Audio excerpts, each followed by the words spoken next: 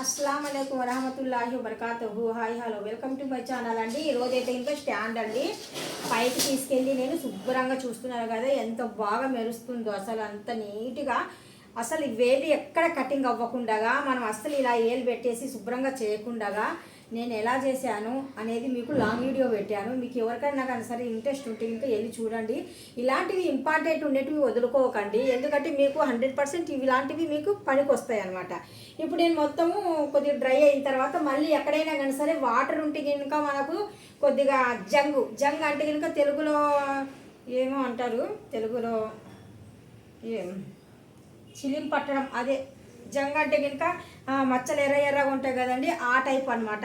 అలాగ వస్తాయి అనమాట ఎర్ర మచ్చలు. అంటే మా మాటలలో జంగ్ పట్టడం అని చెప్తారనమాట, చిలిం జంగ్ అలాగంటారనమాట.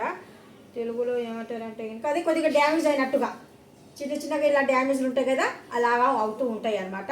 పైకి తీసుకెళ్ళి నేను డాబా పైన కూర్చొని బాగా క్లియర్గా ఎంత నీట్గా చూపించానంటే చాలా నీట్గా చూపించాను. సింపుల్ ప్రాసెస్, అలా మన వేళ్ళు ఎక్కడ కటింగ్ అవ్వకుండా నీట్గా హ్యాపీగా కూర్చొని శుభ్రంగా చేసుకొని తీసుకొని వచ్చాను కిందికి. ఇలాగ మనము కంపల్సరీగా 3 నెలలకు ఒకసారి, జస్ట్ ఒక 5 నెలల కన్నా ఒకసారి అయినా చేసుకున్నాం అనుకోండి, స్టాండ్ అనేది మెరుస్తూ ఉంటుంది.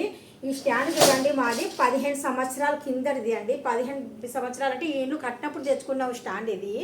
ఇప్పుడు చూడండి, ఎక్కడైనా కానీ సరే ఏదైనా కానీ సరే అసలు మీకు చిన్న మచ్చలు కానీ ఏమైనా కనిపిస్తున్నాయా అంటే అంత శుభ్రంగా తోముతూ ఉంటాను నేను తోమినప్పుడల్లా.